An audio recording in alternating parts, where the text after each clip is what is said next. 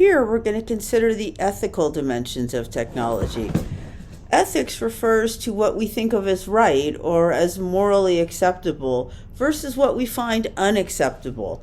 It's important to understand that generally this is a societal calculation based on what we understand within our culture.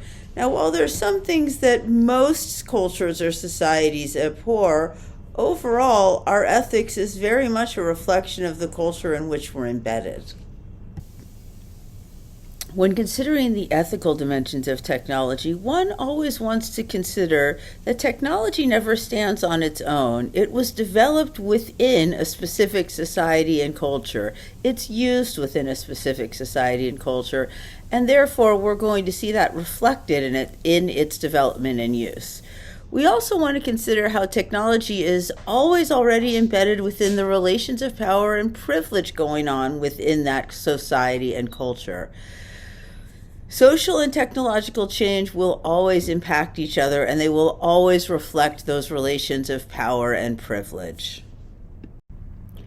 The approach you take to studying technology has implications for which ethical dimensions or issues are going to be most salient to you and the types of things you study.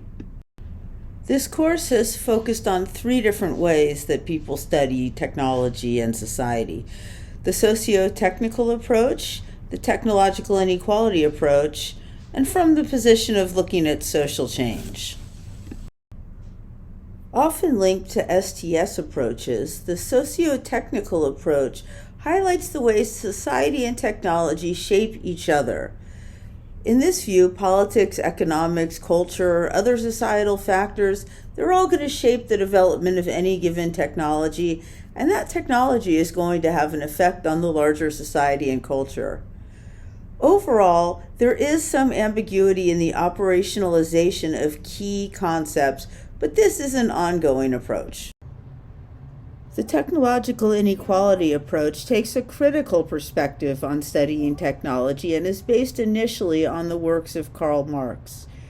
The technological inequality approach notices that there's a widening gap between the wealth of innovators and the wealth of workers. I put innovators in quotes because often innovators are really investors that are really relying on family or generational wealth rather than their own ingenuity. We also have an issue with access and skills gaps. There's a gap between what people have access to and the skills they're able to develop. So we see a class divide in who's able to engage in careers with technology. That same gap exists on a global scale, with the global south being used to have the resources necessary to create technology extracted without the same input or access to the final product. People who focus on social change itself highlight the different ways that there are major social or cultural changes taking place. Social change generally refers to change of structured social action or social structures, and it's what we consider to be large scale. Social change is neither positive nor negative, and it's rarely even neutral. It usually has both positive and negative consequences for people living through it. Overall, change is generally inevitable. It's uneven, both in how it takes place across time and for the groups that it impacts. Some groups may be experiencing it very differently than other groups within the same society, and sometimes social change is rather unpredictable. At the start to one of the more recent editions of William Gibson's Neuromancer, he notes that while he correctly predicted many of the technological changes that would take place in our society, one thing he missed was the most obvious one: the growth and advent of cellular telephones. 3 key ethical debates that take place in the field is technology as value neutral, technology as destiny, and technology as progress. Neutrality of technology perspectives assert that technology is fundamentally impartial. It does not have a moral value or direction. Sunderstrom has 3 arguments for technological neutrality. First, that there's multiple uses of tools. If there's any value imposed, it's through the user. that tools are fundamentally uncontextualized. Again, the value would come from the context, not the tool itself. And lastly, tools are part of science itself. They're going to be updated as science progresses. Now, Feenberg takes a different perspective and argues that technology is always going to reflect present-day values and ideologies. And that's technology as human destiny is one in which we look at our fate, that we are part of a larger system, and that it's fundamentally linked to concepts of progress. Heidegger argues that the way we approach it is to detach and question the role of technology in our larger society.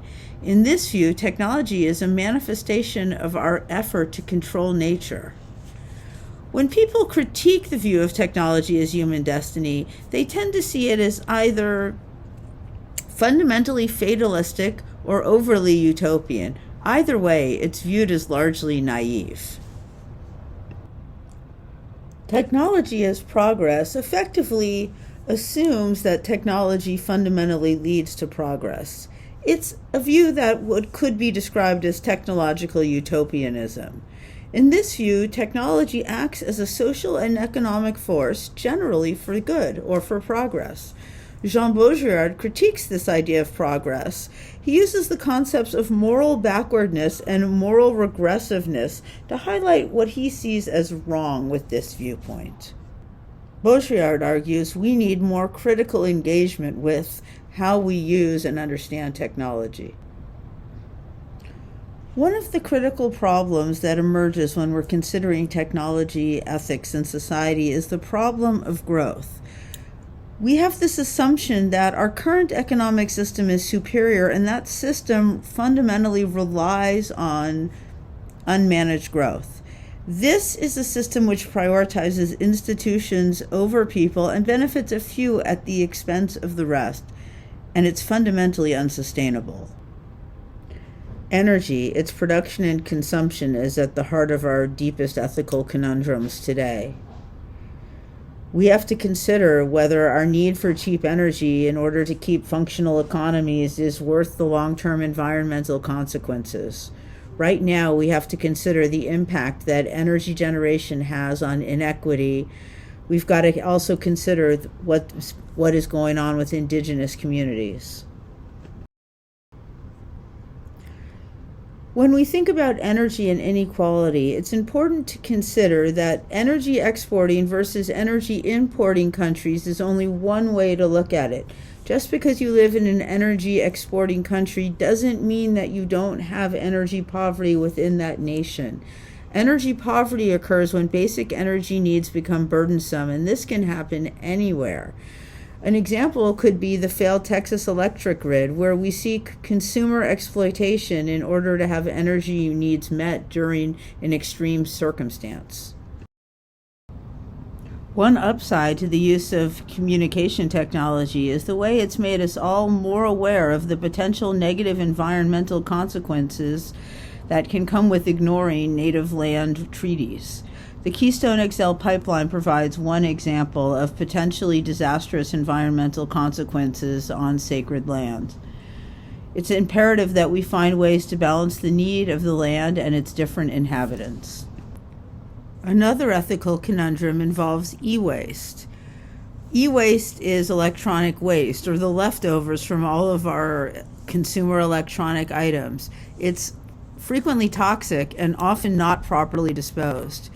More than 20 million tons of household electronic waste is produced every year.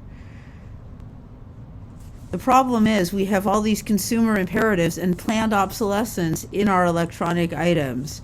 Every time there's a new charger introduced, all my old chargers become useless. So the final conundrum I'm going to discuss is overload. All of us are overloaded by all of the technology we have available to us. First of all, we have time-space compression. We're always expected to be available, not only for our jobs, but also for all the other people in our lives with negative consequences when we aren't.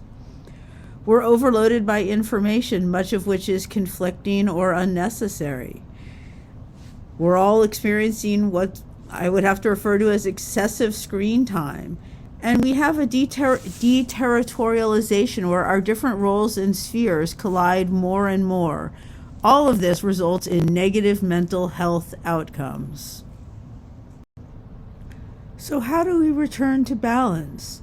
How do we achieve mental well-being, a healthy environment, work-life balance, an economy that can meet basic needs? How do we design technologies that are designed for people rather than profit? It's up to us to be the change we need.